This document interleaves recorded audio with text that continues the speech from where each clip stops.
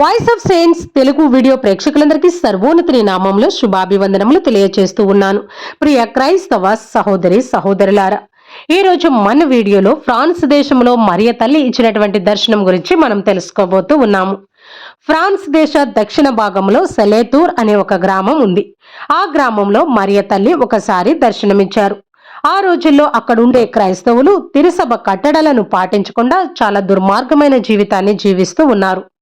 వారి హృదయంలో భక్తి విశ్వాసం అనేదే లేకుండా పోయింది. దేవుడంటే ఏమాత్రం భయం లేకుండా జీవిస్తూ ఉన్నారు.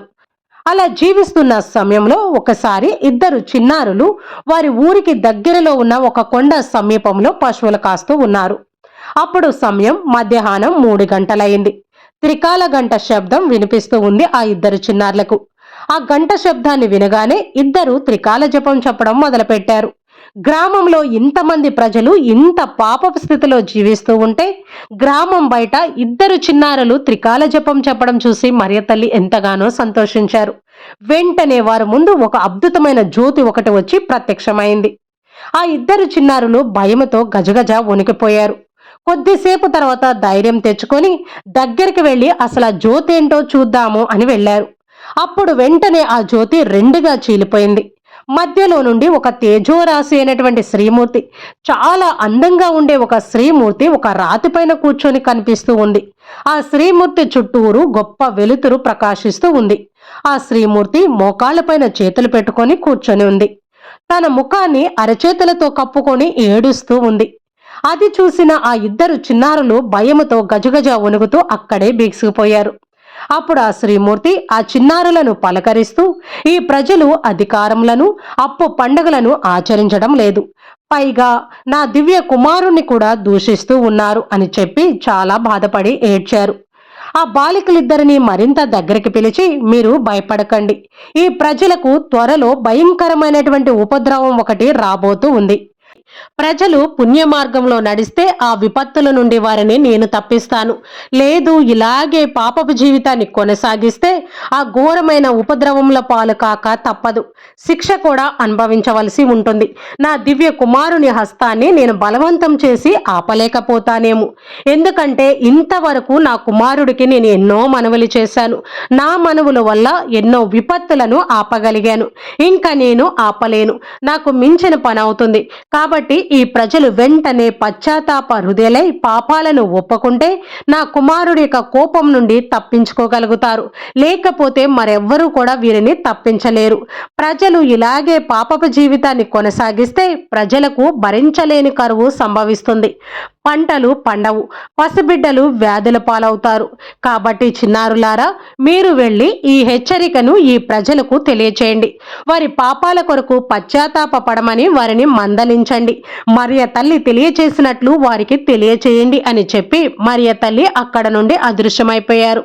ఆ ఇద్దరు చిన్నారులు భయముతో వెంటనే పరుగున గ్రామంలోకి వచ్చి చేరారు. గ్రామ ప్రజలకు, గురువులకు, మేత్రాణులకు వారు చూసిన దర్శనం గురించి వివరించారు. మరియు రాబోయే మహా విపత్తుల గురించి దేవమాత తల్లి తెలిపినట్లు వారు తెలియచేశారు. అలాగే ప్రజలందరూ కూడా వెంటనే వారి యొక్క పాపాల నిమిత్తమై పశ్చాత్తాపడి మారు మనసు చెందాలి అని దేవమాత తల్లి మందలించింది అని కూడా తెలియచేశారు. కానీ గురువులు, మేత్రాణులు, ఆ గ్రామ ప్రజలు విన్నదంతా వింటున్నారే కానీ ఆ చిన్నారు బిడ్డలు చెప్పే మాటలు మాత్రం అస్సలు నమ్మటం లేదు. ఆ చిన్నారులను మరీ ప్రశ్నించి వారిపైన అనేక పరీక్షలు జరిపారు. దేవమాత తల్లి బాలికలకు దర్శనమిచ్చిన చోటను వారు నమ్మలేకపోతున్నారు. అయితే ఆ చిన్నారి బిడ్డలను ఆ గ్రామ ప్రజలందరూ ఆ ప్రాంతానికి తీసుకుని వెళ్ళి అక్కడ చూడగా అక్కడ ఎండిపోయిన బుగ్గ కనుల పండగగా నీరు ప్రవహిస్తూ ఉంది. అంతేకాదు, అది మండుటేసవి కాలం. ఏసవి కాలంలో కూడా ఎండిపోకుండా దేవమాత దయ వల్ల జీవబుగ్గ చక్కగా ప్రవహిస్తూ ఉంది. ఆ జీవబుగ్గ నుండి ప్రవహించే పవిత్ర జలాన్ని ఆ గ్రామ ప్రజలందరూ ఉపయోగించారు. అప్పుడు చాలా మంది ప్రజలు అద్భుతాలు, స్వస్థతలు పొందుకున్నారు. అప్పుడు ఆ గ్రామ ప్రజలకు నిజంగానే మరియ తల్లి ఈ ఇద్దరు చిన్నారులకు ఇదే ప్రాంతంలో దర్శనమయ్యారు అని నమ్మారు. ఆ నీటిని పరీక్షల నిమిత్తం పంపించారు. ఆ నీటిపైన పరీక్షలు జరిపినటువంటి డాక్టర్లు ఈ నీటిలో మానవ శక్తికి అందని ఏదో ఒక అద్భుతం ఉంది అని తెలియచేశారు. అప్పటి నుండి ఆ గ్రామ ప్రజలందరూ కూడా ఆ నీటి బుగ్గ దగ్గరికి వచ్చి ఆ నీటిని వాడుతూ అనేక అద్భుతాలు పొందుకుంటూ ఉన్నారు. అప్పుడు గ్రామ ప్రజలు మరియ తల్లిని నమ్మడం మొదలుపెట్టారు. అయినా కూడా ఆ మూర్ఖపు ప్రజలు కొన్ని రోజుల్లోనే దేవమాత తల్లి బాలికల ద్వారా తెలియజేసిన మందలింపును మరలా పెడచెవున పెట్టేశారు. ఎప్పటిలాగానే దుర్మార్గమైన జీవితం, పాపపు జీవితంలో వారు జీవిస్తూ ఉన్నారు. దాని ఫలితంగా ఆ దేశంలో వరుసగా 3 సంవత్సరాలు భరించలేని కరువు సంభవించింది. ఎవరికి తెలియని భయంకరమైనటువంటి వ్యాధుల చేత అనేక మంది పసిబిడ్డలు మరణించారు. అనుభవిస్తేనే కాని అర్థము కాదు అన్నట్లు ప్రజలు అప్పుడు బుద్ధి తెచ్చుకొని కనుల తెరిచి వారి యొక్క తప్పులను ఒప్పుకోవడం మొదలుపెట్టారు. దేవమాత తల్లి తెలిపినటువంటి ఆ హెచ్చరింపు సందేశాన్ని గుర్తు చేసుకున్నారు. ఇంకా పాపాలను విడిచిపెట్టి సన్మార్గంలో జీవిస్తామని అందరూ ఒక్కటిగా నిర్ణయించుకొని పశ్చాత్తాపపడి వారి యొక్క పాపాలను ఒప్పుకున్నారు. అప్పటి నుండి ఆ గ్రామ ప్రజలు పిల్ల పాపలతో సుఖ సంతోషాలతో దేవుని యొక్క భక్తి విశ్వాసములో జీవించడం మొదలుపెట్టారు. అనుభవిస్తేనే కానీ అర్థం కాదు అన్నట్లు ఆ గ్రామ ప్రజలు వారి యొక్క అనుభవించిన కష్టాల ద్వారే బుద్ధి తెచ్చుకున్నారు. పాపపు జీవితం నుండి పుణ్య మార్గంలోకి మరలారు. ప్రియ క్రైస్తవ సహోదరి సహోదరులారా, ఆలస్యం అనేది అస్సలు మంచిది కాదు. మనందరం కూడా ఆ గ్రామ ప్రజల్లాగా అనేక పాపాలు చేసి పాపంలోనే జీవిస్తూ ఉన్నాము. కాబట్టి వెంటనే మన పాపాల కొరకు మనము కూడా పశ్చాత్తాపపడాలి. మన పాపాలను ఒప్పుకోవాలి.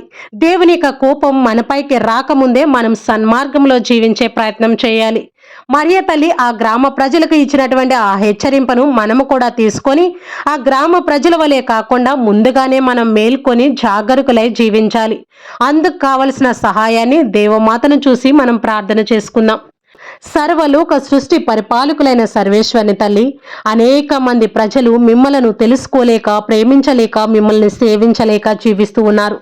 వారిలో నేను కూడా ఒక్కదానిగా అలాగే పాపపు స్థితిలో జీవిస్తూనే ఉన్నాను. మీకు తగిన విధంగా భయభక్తులతో నేను జీవించలేకపోతూ ఉన్నాను. స్వర్గములో కోటాను కోట్ల సన్మనస్కులు పునీతులు మిమ్మలను ప్రేమపూర్వకంగా స్తుతిస్తూ ఉన్నారు. భూలోకంలో కూడా లెక్కలేనంత మంది పుణ్యాత్ములు మిమ్మలను మికిలి ప్రేమతో పొగడి కొనియాడుతూ ఉన్నారు. అయితే భూలోకంలో జీవించే ఆ పుణ్యాత్ముల జాబితాలో నేను కూడా చేరి మిమ్మలను ప్రేమించి ఇతరులను మీ చెంతకు తీసుకువచ్చేలాగా నన్ను మీ సేవ కొరకై వాడుకొనండి. మీ యొక్క కరుణను నాపై కురిపించండి. ఈ రోజు నుండి నేను మిమ్మలను నిజంగా ప్రేమించి స్తుతిస్తాను. నేను మోక్షం చేరేంత వరకు పాపములో పడకుండా, చెదిరిపోకుండా, విశ్వాసములో బలంగా దృఢంగా ఉండేలాగా నన్ను కరుణించండి. నాపై మీ యొక్క దయా హస్తాన్ని చూపించి నన్ను దేవుని సన్నిధికి చేర్చుకొనండి. Amen, amen, amen.